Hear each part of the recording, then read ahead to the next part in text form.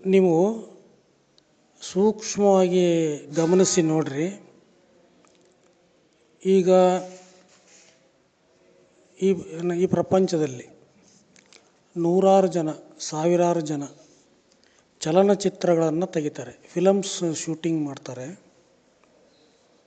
ಅದು ಎಲ್ಲ ಥರದ ಸಿನಿಮಾನೂ ಮಾಡ್ತಾರೆ.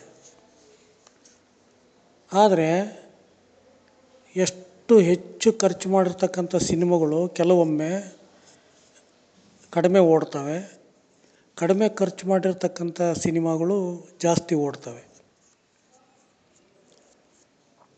ಅವನ್ನು ನಾವು ಸೂಕ್ಷ್ಮವಾಗಿ ಗಮನಿಸ್ತಾರೆ ಅವರು, ಯಾವ ಸಿನಿಮಾದಲ್ಲಿ ಅತಿ ಹೆಚ್ಚು ಲಾಭ ಬಂದಿದೆ ಅಂತ. ಆ ಕಂಟೆಂಟನ್ನು ಅವ್ರು ಸ್ಟಡಿ ಮಾಡ್ತಾರೆ. ಜನಗಳು ಈ ಕಂಟೆಂಟನ್ನು ಇಷ್ಟಪಡ್ತಾರೆ ಅಂತ ಹೇಳಿಬಿಟ್ಟು ಆ ಒಂದು ವಿಷಯದ ಬಗ್ಗೆ ಹೆಚ್ಚು ಆಸಕ್ತಿಯನ್ನು ವಹಿಸ್ತಾರೆ. ಅದರ ಬಗ್ಗೆ ಅವರು ಸಂಶೋಧನೆ, ಈ ಚಲನಚಿತ್ರ ನಿರ್ಮಾಪಕರು ಏನು ಮಾಡ್ತಾರೆ ಅಂದರೆ, ಯಾವ ಸಿನಿಮಾ ಚೆನ್ನಾಗಿ ಓಡುತ್ತೆ ಆ ವಿಷಯದ ಬಗ್ಗೆ ಹೆಚ್ಚು ಗಮನ ಹರಿಸಿ ಅದೇ ವಿಷಯದ ಬಗ್ಗೆ ಚಲನಚಿತ್ರಗಳನ್ನು ಶೂಟಿಂಗ್ ಮಾಡ್ತಾರೆ. ಅವು ಚೆನ್ನಾಗಿ ಓಡ್ತವೆ, ಒಳ್ಳೆಯ ಲಾಭವೂ ಬರುತ್ತೆ. ಅವರ ಉದ್ದೇಶ ಏನು ಅಂತಂದರೆ, ಕಲಾವಿದರು ಜೀವನ ಮಾಡಬೇಕು, ಕಲಾವಿದರಿಗೆ ಒಂದು ಜೀವನ ಕೊಡಬೇಕು, ಚಿತ್ರತಂಡದ ಎಲ್ಲ ಕಲಾವಿದರು ಬದುಕಬೇಕು ಅನ್ನೋ ಉದ್ದೇಶದಿಂದ ಹಣ ಸಂಪಾದನೆ ಮಾಡ್ತಾರೆ. ಅವರಿಗೆ ಶಕ್ತಿ ಸಂರಕ್ಷಣೆ ಬಗ್ಗೆ ಅಥವಾ ಶಕ್ತಿ ನಾಶದ ಬಗ್ಗೆ ಅರಿವಿರೋದಿಲ್ಲ. ನಾವು ಸೂಕ್ಷ್ಮವಾಗಿ ಗಮನಿಸಿ ನೋಡಿದಾಗ ಅತಿ ಹೆಚ್ಚು ಜನ ಲೈಕ್ ಮಾಡೋದು ಶಕ್ತಿ ನಾಶಕ್ಕೆ ಸಂಬಂಧಪಟ್ಟಂತಹ ಸಿನಿಮಾಗಳೇ. ಶಕ್ತಿ ನಾಶಕ್ಕೆ ಸಂಬಂಧಪಟ್ಟಂಥ ಸಿನಿಮಾಗಳನ್ನು ಜಾಸ್ತಿ ಜನ ಇಷ್ಟಪಡ್ತಾರೆ. ಒಂದು ಫ್ಯಾಮಿಲಿ ಕೂತ್ಕೊಂಡು ನೋಡಲ್ಲ ಅಂಥ ಸಿನಿಮಾಗಳು. ಅವರು ಜನಗಳು ಅತಿ ಹೆಚ್ಚು ಲೈಕ್ ಮಾಡ್ತಾರೆ. ಇವರು ಚಲನಚಿತ್ರ ನಿರ್ಮಾಪಕರಾಗಿರ್ಬೋದು, ನಿರ್ದೇಶಕರಾಗಿರ್ಬೋದು, ಅಥವಾ ಯಾರೇ ಆಗಿರ್ಬೋದು, ಪ್ರೊಡ್ಯೂಸರ್ಸು, ಆ ಸಿನಿಮಾ ತೆಗೆಯೋರು, ಅವರು ಕೂಡ ಅದೇ ವಿಷಯದ ಬಗ್ಗೆ ಹೆಚ್ಚು ಆಸಕ್ತಿ ವಹಿಸ್ತಾರೆ. ಯಾಕಂದರೆ ಅವರಿಗೆ ಜೀವನ ಮಾಡೋದಕ್ಕೆ ಹಣದ ಅವಶ್ಯಕತೆ ಇರುತ್ತೆ. ನಾವೀಗ ಯೂಟ್ಯೂಬನ್ನು ಉದಾಹರಣೆಯಾಗಿ ತಗೊಳ್ಳೋಣ. ಅಲ್ಲಿ ಯೂಟ್ಯೂಬ್ನಲ್ಲಿ ಕೆಲವೊಂದು ಶಕ್ತಿ ನಾಶಕ್ಕೆ ಸಂಬಂಧಪಟ್ಟಂತಹ ಕೆಲವು ಪೋಸ್ಟ್ಗಳನ್ನು ಹಾಕ್ತಾರೆ. ಒಂದೇ ಗಂಟೆಯಲ್ಲಿ 1,00,000 ಜನ ನೋಡ್ತಾರೆ. ಮತ್ತು ಶಕ್ತಿ ರಕ್ಷಣೆಗೆ ಸಂಬಂಧಪಟ್ಟಂತಹ ಪೋಸ್ಟ್ ಹಾಕ್ತಾರೆ.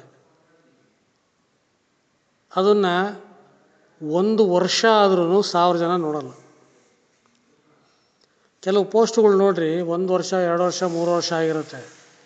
ಅವು 1,00,000 ಜನ ನೋಡೇ ಇರೋಲ್ಲ. ಆದರೆ ಶಕ್ತಿ ನಾಶಕ್ಕೆ ಸಂಬಂಧಪಟ್ಟಂತಹ ವಿಡಿಯೋ ಅಪ್ಲೋಡ್ ಮಾಡಿರಿ, ಒಂದೇ ದಿನದಲ್ಲಿ 1,00,000 ಜನ ನೋಡ್ತಾರೆ. ಕೆಲವೊಂದೊಂದು ಒಂದೇ ಗಂಟೆಯಲ್ಲಿ ನೋಡ್ತಾರೆ ಕೆಲವೊಂದೊಂದು.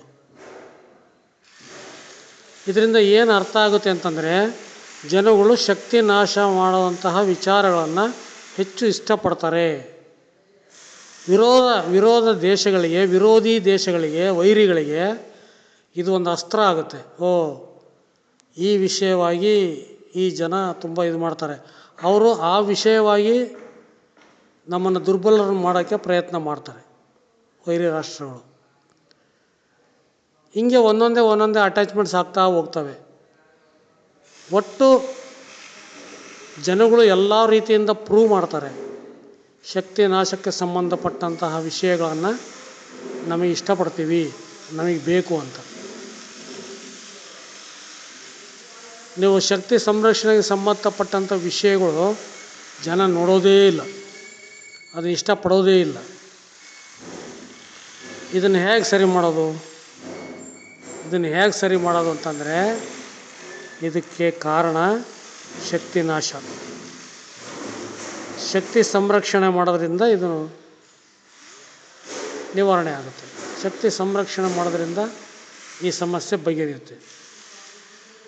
ಸೊ ಶಕ್ತಿ ಸಂರಕ್ಷಣೆ ಮಾಡಬೇಕು ಅನ್ನೋರು ಮಾತ್ರ ಶಕ್ತಿ ಸಂರಕ್ಷಣೆ ಬಗ್ಗೆ ಸಿನಿಮಾ ನೋಡ್ತಾರೆ.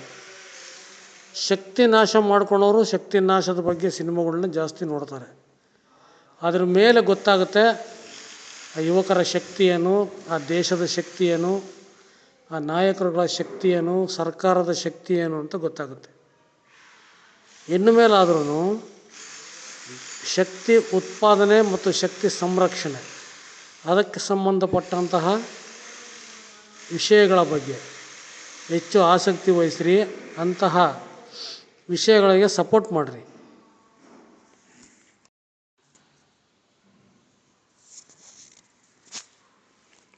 ಈಗ ನಾವು ಈ ಇಡೀ ಪ್ರಪಂಚದಲ್ಲಿ ಎಲ್ಲ ದೇಶದಲ್ಲಿ ನಾವು ಸೂಕ್ಷ್ಮವಾಗಿ ಗಮನಿಸಿದಾಗ ನಮಗೆ ಕೆಲವೊಂದು ವಿಷಯಗಳು ಬೆಳಕಿಗೆ ಬರ್ತವೆ.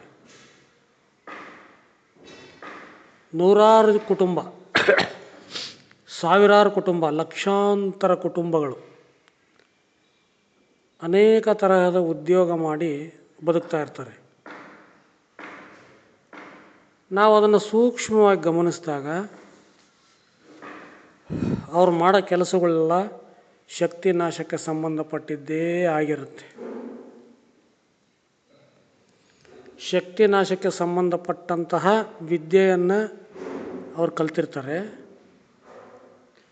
ಶಕ್ತಿ ನಾಶಕ್ಕೆ ಸಂಬಂಧಪಟ್ಟಂತಹ ವ್ಯವಹಾರಗಳನ್ನು, ಬಿಸ್ನೆಸ್ಸನ್ನು ಅವ್ರು ಮಾಡ್ತಾ ಇರ್ತಾರೆ. ಅವ್ರಿಗೆ ಅದೇ ಸರಿ. ವಿದ್ಯೆ ಇರಲ್ಲ, ಬುದ್ಧಿ ಇರಲ್ಲ, ಜ್ಞಾನ ಇರಲ್ಲ. ಕೆಲವೊಂದೊಂದು ಸತಿ ಅವ್ರಿಗೆ ಶಕ್ತಿ ನಾಶದ ಬಗ್ಗೆ, ಶಕ್ತಿ ಸಂರಕ್ಷಣೆ ಬಗ್ಗೆ ಐಡಿಯಾ ಇರಲ್ಲ, ಬುದ್ಧಿ ಇರಲ್ಲ. ಆದರೆ ಅವರು ಬದುಕೋದಕ್ಕೋಸ್ಕರ ಮಾಡ್ತಾ ಇರ್ತಾರೆ.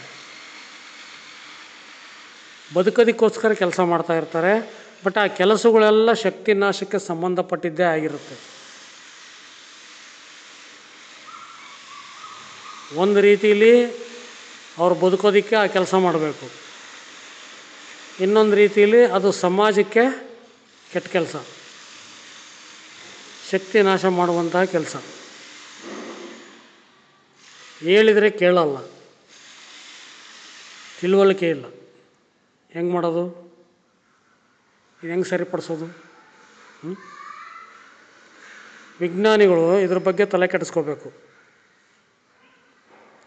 ಅವರಿಗೆಲ್ಲ ಒಂದು ಒಳ್ಳೆ ದಾರಿ ತೋರಿಸ್ಬೇಕು. ಶಕ್ತಿ ನಾಶಕ್ಕೆ ಸಂಬಂಧಪಟ್ಟಂತಹ ಯಾವುದೇ ಚಟುವಟಿಕೆಗಳು ನಡಿಬಾರ್ದು, ಆ ಥರ ಗಮನ ಹರಿಸ್ಬೇಕು. ಅದು ಸರ್ಕಾರದ ಕರ್ತವ್ಯ.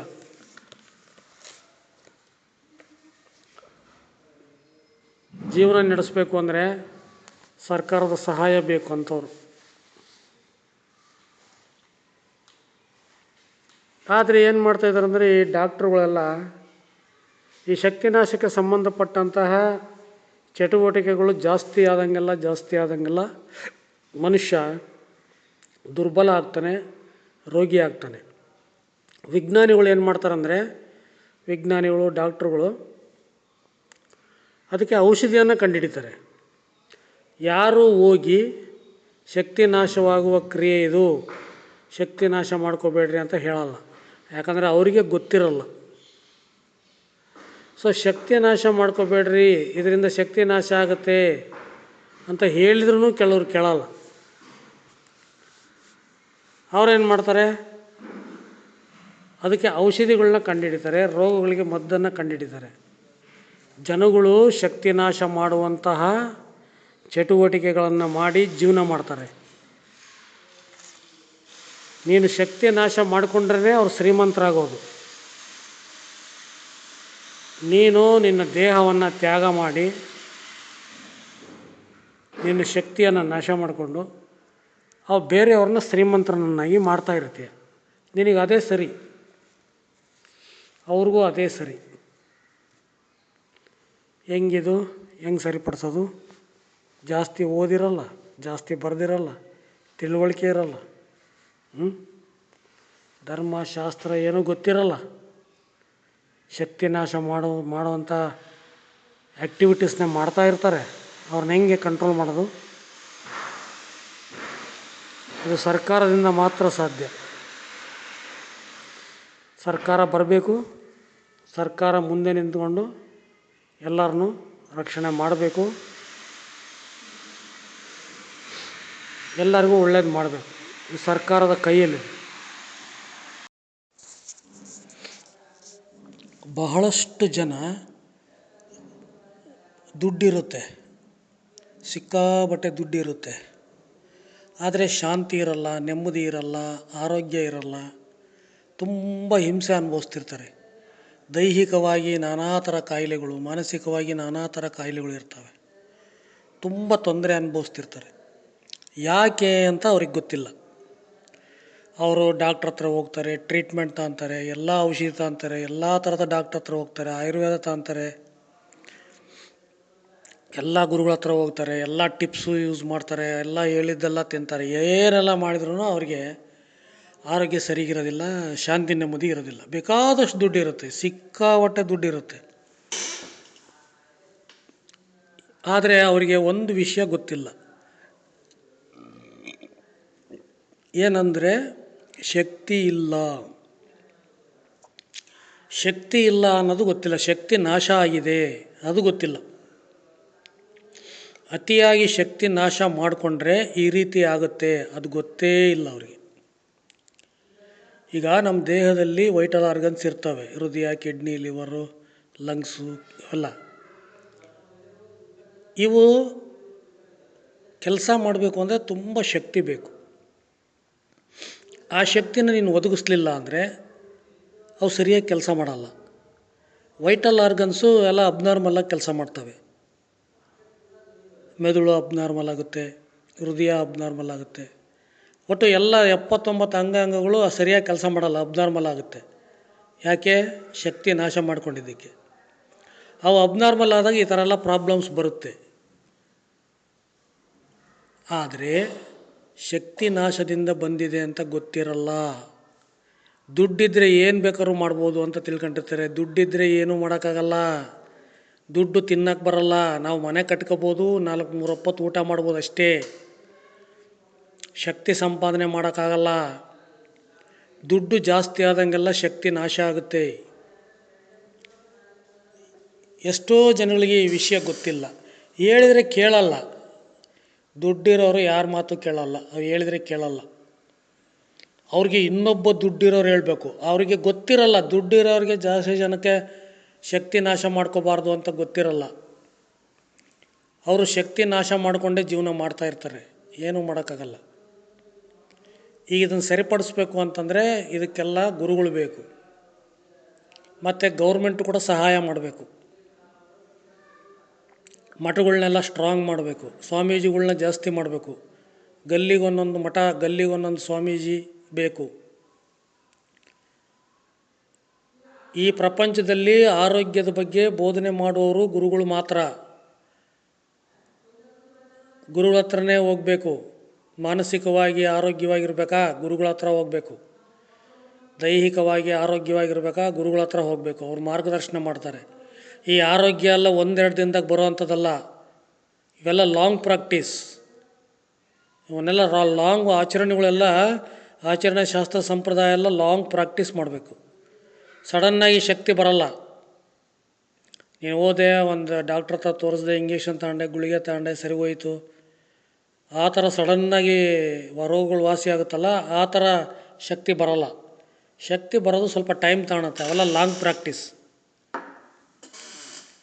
ಶಕ್ತಿ ಇದ್ದರೆ ಆರೋಗ್ಯ, ಶಕ್ತಿ ಇಲ್ಲ ಅಂದರೆ ಆರೋಗ್ಯ ಇಲ್ಲ, ಏನೂ ಇಲ್ಲ. ಯಾರಿಗಾದರೂ ಶಕ್ತಿ ಬೇಕು, ನನಗೆ ಆರೋಗ್ಯ ಬೇಕು ಅಂತ ಇದ್ದರೆ ಅವರು ಯಾವುದನ್ನ ಕೂಡಲೇ ಗುರುಗಳನ್ನ ಸಂಪರ್ಕಿಸಿ ಮಾರ್ಗದರ್ಶನ ಪಡೆದು ಶಕ್ತಿ ರಕ್ಷಣೆಯಲ್ಲೇ ತೊಡಗ್ರಿ. ಶಕ್ತಿ ಸಂರಕ್ಷಣೆ ಮಾಡಿದಷ್ಟು ಆರೋಗ್ಯ ಚೆನ್ನಾಗಿರುತ್ತೆ.